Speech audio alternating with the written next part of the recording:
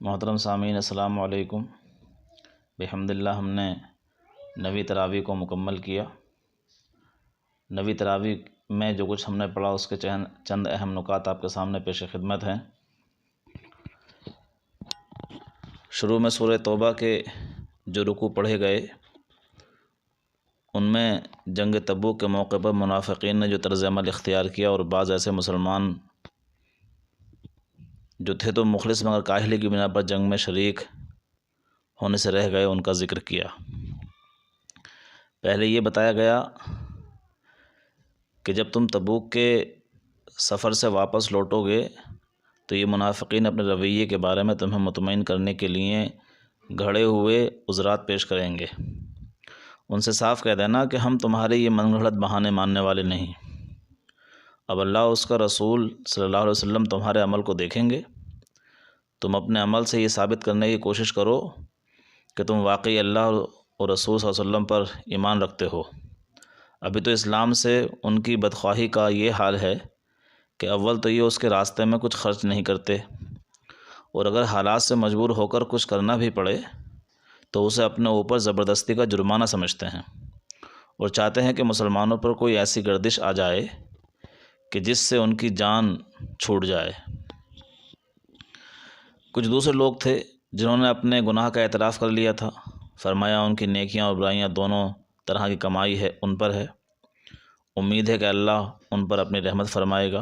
اے نبی صلی اللہ علیہ وسلم، آپ ان سے صدقہ لے کر انہیں پاک بنا دیجئے اور ان کے لیے دعا کیجیے۔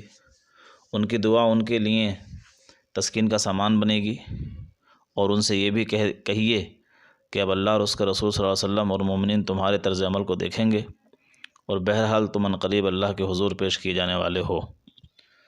منافقوں میں وہ بھی ہیں جنہوں نے ایک مسجد بنائی اسلام کو نقصان پہنچانے، اہل ایمان میں پھوٹ ڈالنے اور ان لوگوں کے لیے ایک خفیہ اڈہ فراہم کرنے کے لیے جو اللہ اور اس کے رسول صلی اللہ علیہ وسلم سے پہلے جنگ کر چکے ہیں۔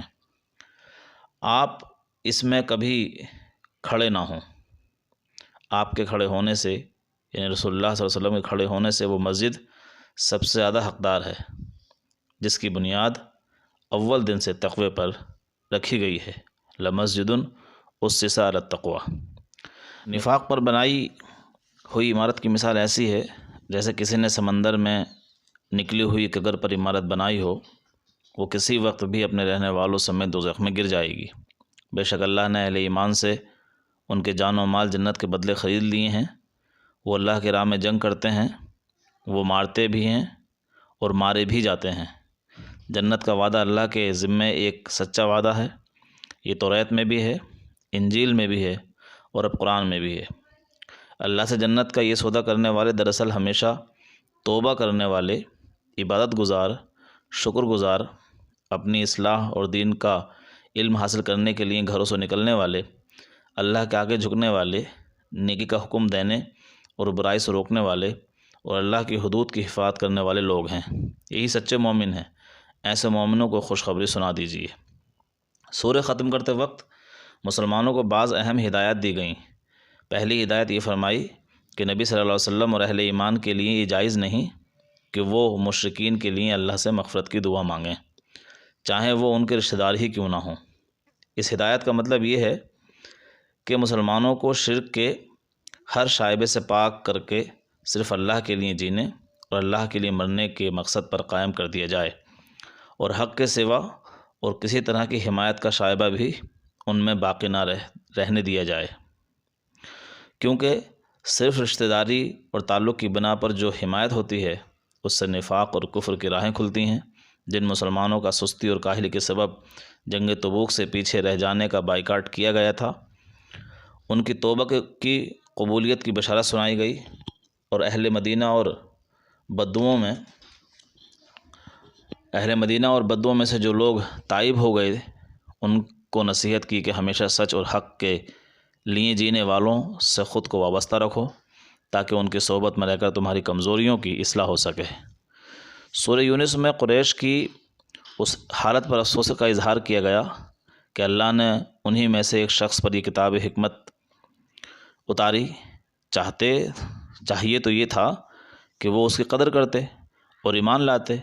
اللہ سرکش لوگوں کو ڈھیل دیتا ہے، اس وجہ سے اس کی وجہ یہ ہے کہ وہ رحمت کرنے میں جلدی کرتا ہے لیکن قہر کرنے میں جلدی نہیں کرتا۔ وہ ایسے لوگوں کو موقع دیتا ہے کہ وہ سرکشی میں اچھی طرح بھٹک لیں، کوئی حسرت باقی نہ رہ جائے اور اللہ کی حجت تمام ہو جائے، ورنہ وہ جب چاہے ان کا قصہ پاک کر دے۔ یہ پچھلی امتوں کے انجام سے سبق کیوں نہیں لیتے؟ نبی صلی اللہ علیہ وسلم کو تسلی دی گئی کہ جن کے اندر صلاحیت ہے وہ اس کتاب پر ایمان لا رہے ہیں۔ رہے وہ لوگ جو اندھے اور بہرے بن چکے ہیں تو یہ خود اپنے اعمال کی بدولت اس حال کو پہنچے ہیں۔ اللہ نے ان کے ساتھ کوئی ناانصافی نہیں کی ہے۔ جس عذاب اور آخرت کی ان کو دھمکی دی جا رہی ہے اس کے مطالبہ کرتے ہیں کہ وہ جلدی کیوں نہیں آ جاتی، حالانکہ جب وہ آئے گی تو محسوس کریں گے کہ ایک گھڑی سے زیادہ ہم نے دنیا میں وقت نہیں گزارا۔ حقیقت یہ ہے کہ ہر امت کے لیے ایک پیمانہ مقرر ہے، جب وہ پیمانہ بھر جائے گا تو اس کو 1 منٹ کی بھی مہلت نہیں ملے گی۔ یہ اگر اتنی جلدی مچائے ہوئے ہیں تو ان سے پوچھو کہ اللہ کے عذاب کا مقابلہ کرنے کے لیے انہوں نے کیا سامان تیار کر رکھا ہے۔ اس وقت تو ان کا ایمان لانا بھی بیکار ہوگا۔ یہ لوگ آخرت میں اپنی شامت کیوں بلا رہے ہیں؟ یہ لوگ آخر اپنی شامت کیوں بلا رہے ہیں؟ اللہ کی اس عظیم نعمت اور رحمت کو کیوں اختیار نہیں کرتے جو قرآن کی شکل میں نازل ہوئی ہے اور جس کے آگے دنیا کے تمام خزانے حیج ہیں۔ آیت 21 میں یہ ہے کہ لوگوں کا حال یہ ہے کہ مصیبت کے بعد جب ہم ان کو رحمت کا مزہ چکھاتے ہیں تو فوراً ہی وہ ہماری نشانیوں کے معاملے میں چال بازیاں شروع کر دیتے ہیں۔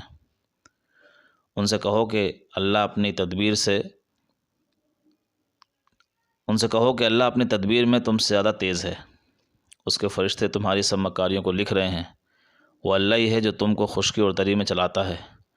چنانچہ جب تم کشتیوں میں سوار ہو کر باد موافق پر خوشی خوشی سفر کرتے ہو اور پھر یکایک باد مخالف کا زور ہوتا ہے اور ہر طرف سے موجوں کے تھپڑے آنے لگتے ہیں اور مسافر سمجھ لیتے ہیں کہ طوفان میں گھر گئے، اس وقت سب صرف اللہ ہی کو اخلاص کے ساتھ پکارتے ہیں اور دعا کرتے ہیں کہ اگر آپ نے ہمیں نجات دے دی تو ہم آپ کے شکر گزار بندے بن کے رہیں گے۔ مگر جب ہم ان کو بچا لیتے ہیں تو یہ دوبارہ حق سے منحرف ہو کر منہ موڑ کر زمین میں بغاوت کرنے لگتے ہیں۔ لوگو، تمہاری یہ بغاوت تمہارے خلاف پڑے گی۔ دنیا کی زندگی چند روزہ ہے، یہ مزے لوٹ لو، پھر تمہیں ہماری ہی طرف پلٹ کر آنا ہے۔ اس وقت ہم تمہیں بتا دیں گے کہ تم کیا کچھ کرتے رہے تھے۔ دنیا کی زندگی کی مثال ایسی ہے جیسے ہم نے آسمان سے پانی اتارا تو زمین کی پیداوار جو انسان اور جانوروں کی خوراک ہے خوب گھنی ہو گئی۔ پھر عین اس وقت جب زمین اپنی بہار پر تھی، کھیتیاں لہرا رہی تھیں اور ان کے مالک سمجھ رہے تھے کہ ہم اب ان سے فائدہ اٹھانے پر قادر ہیں، یکایک رات کو یا دن کو ہمارا حکم آ گیا اور ہم نے ایسا غارت کر کے رکھ دیا گویا وہاں کچھ تھا ہی نہیں۔ اس طرح ہم اپنی نشانیاں کھول کھول کر پیش کرتے ہیں ان لوگوں کے لیے جو غور و فکر کرتے ہیں۔ خدا تمہیں سلامتی والے گھر کی طرف بلاتا ہے اور جسے چاہتا ہے سیدھا راستہ دکھاتا ہے۔ ہر وہ شخص جس نے ظلم شرک کیا، اگر روز قیامت روئے زمین کی دولت بھی ہو تو عذاب سے بچنے کے لیے وہ اسے فدیے میں دینے کے لیے آمادہ ہو جائے گا۔ جب یہ لوگ عذاب دیکھیں گے تو دل ہی دل میں پچھتائیں گے، مگر ان کے درمیان پورے انصاف سے فیصلہ کیا جائے گا اور ان پر کوئی ظلم نہ ہوگا۔ سنو، آسمانوں اور زمینوں میں جو کچھ ہے سب اللہ کا ہے۔ سنو، اللہ کا وعدہ سچا ہے، مگر اکثر انسان جانتے نہیں۔ وہی زندگی اور موت دیتا ہے اور اسی کی طرف تمہیں لوٹ کر جانا ہے۔ لوگو، تمہارے پاس تمہارے رب کی طرف سے نصیحت یعنی قرآن کریم آ گئی۔ یہ وہ چیز ہے جو دلوں کے امراض کی شفا ہے۔ جو اسے مانیں ان کے لیے ہدایت اور رحمت ہے۔ اے نبی صلی اللہ علیہ وسلم کہو کہ یہ اللہ کا فضل اور اس کی مہربانی ہے کہ اس نے یہ چیز بھیجی۔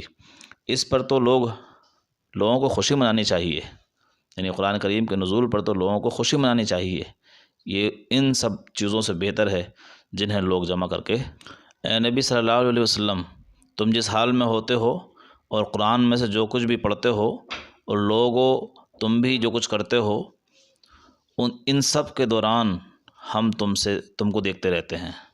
آسمان و زمین میں ذرہ برابر کوئی چیز ایسی نہیں ہے، خواہ وہ چھوٹی ہو یا بڑی، جو تیرے رب کی نگاہ سے پوشیدہ ہو۔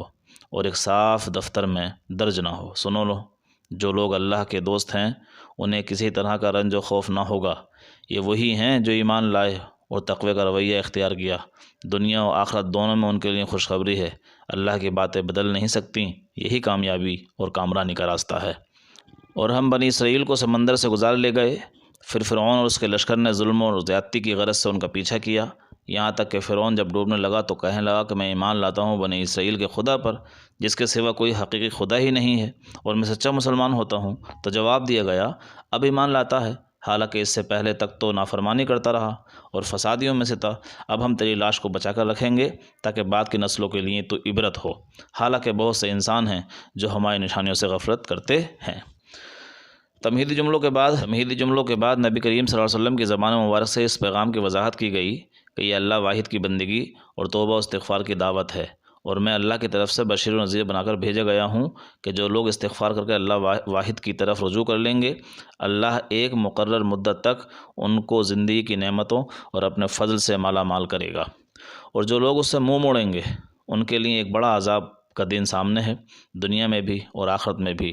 دنیا میں عذاب سے مراد اسلام کے مقابلے میں شکست کی پیش گوئی ہے، اور جزا و سزا کے منکرین کو اور عذاب کا مذاق اڑانے والوں کو تنبیہ کی کہ یہ دنیا بچوں کا کھیل نہیں ہے۔ اللہ نے اسے اس لیے بنایا ہے کہ وہ دیکھے کہ لوگ کیسا عمل کرتے ہیں۔ انسان کا عجیب حال ہے کہ جب اللہ کی پکڑ میں آ جاتا ہے تو بالکل مایوس اور دل شکستہ ہو جاتا ہے، لیکن جب اللہ ڈھیل دیتا ہے تو اکڑنے لگتا ہے اور شیخی بگاڑنے لگتا ہے۔ تھوڑے لوگ ہی ہیں ایسے نکلتے ہیں جو مصیبت میں صبر کی نعمت میں تھوڑے ہی لوگ ایسے نکلتے ہیں جو مصیبت میں صبر کی اور نعمت میں شکر کی روش اختیار کرتے ہیں۔ ایسے ہی لوگ اللہ کے لیے ہاں مغفرت اور اجر عظیم کے مستحق ہیں۔ بتایا گیا کہ ایمان کی توفیق صرف ان لوگوں کو ملے گی جن کی فطرت مسخ نہیں ہوئی، وہ قرآن کو اپنے دل کی آواز سمجھیں گے۔ رہے وہ لوگ جن کی فطرت کا نور بجھ گیا ہے، وہ تو دوزخ کو دیکھ کر ہی قائل ہوں گے۔ ان دونوں گروہوں کی مثال ایسی ہے جیسے ایک گروہ اندھوں اور بہروں کا ہو اور دوسرا گروہ آنکھیں اور کان رکھنے والوں کا۔ کیا یہ دونوں برابر ہو سکتے ہیں؟ حضرت نوح علیہ السلام اور ان قوم کی سرگزشت سنائی، جس میں محمد صلی اللہ علیہ وسلم کو دکھایا گیا کہ نوح علیہ السلام کو بھی آپ ہی کی طرح ان کی قوم کی طرف بھیجا گیا تھا، اور ان کی قوم نے بھی وہی کیا جو آپ کی قوم آپ صلی اللہ علیہ وسلم کے ساتھ کر رہی ہے۔ بالآخر ان پر اللہ کا عذاب آیا اور وہ سب طوفان میں غرق کر دیے گئے۔ اگر یہ لوگ باز نہ آئے تو ان کا انجام انہی جیسا ہوگا۔ آپ گھبرائیں نہیں، اللہ کو اور آپ کے ساتھیوں کو آپ نہ گھبرائیں، اللہ آپ کو اور آپ کے ساتھیوں کو سرخرو کرے گا۔ شرط یہی ہے کہ ساری مخالفتوں کے باوجود سیدھے راستے پر جمے رہیں۔ حضرت نوح علیہ السلام کتنے زمانے تک، یعنی 950 برس تک صبر کرتے رہے۔ 9ویں تراویح کا بیان ختم ہوا۔ اللہ تعالی ہم سب کو قرآن پڑھنے، اس کو سمجھنے اور اس پر عمل کرنے کی توفیق عطا فرمائے، آمین۔